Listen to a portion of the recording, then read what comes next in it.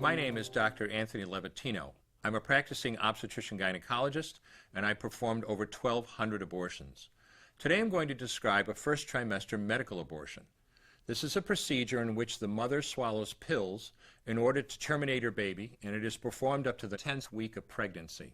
The procedure involves 2 steps. Step 1. At the abortion clinic or doctor's office, the woman takes pills which contain mifepristone, also called RU46. RU46 blocks the action of a hormone called progesterone. Progesterone is naturally produced in the mother's body to stabilize the lining of the uterus. When RU46 blocks progesterone, the lining of the mother's uterus breaks down, cutting off blood and nourishment to the baby, who then dies inside the mother's womb. It is important to note that even after it has been taken, it is possible to reverse the effects of RU46 and save the baby if progesterone is administered. The sooner, the better. Step 2. 24 to 48 hours after taking RU46, the woman takes misoprostol, also called Cytotec, that is administered either orally or vaginally. RU46 and misoprostol together cause severe cramping, contractions, and often heavy bleeding to force the dead baby out of the woman's uterus. The process can be very intense and painful, and the bleeding and contractions can last from a few hours to several days. While she could lose her baby anytime and anywhere during this process, the woman will often sit on a toilet as she prepares to expel the child, which she will then flush. She may even see her dead baby within the pregnancy sac.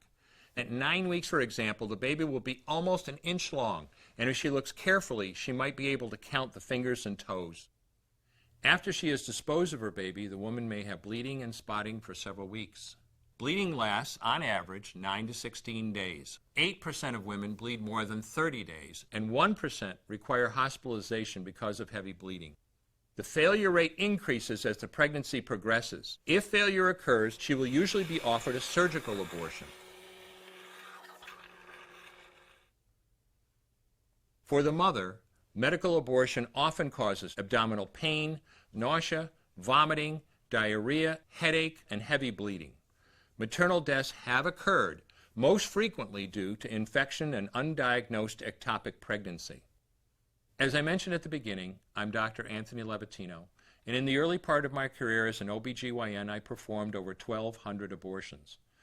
One day, after completing one of those abortions, I looked at the remains of a preborn child whose life I had ended, and all I could see was someone's son or daughter.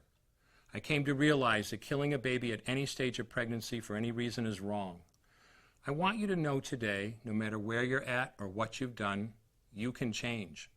Make a decision today to protect the preborn. Thank you for your time. I will no longer do any more abortions. When you finally figure out that killing a baby that big for money is wrong, that it doesn't take you too long to figure out it doesn't matter if the baby is this big or this big or this big or maybe even this big, it's all the same. And I haven't done any since then, and I never will.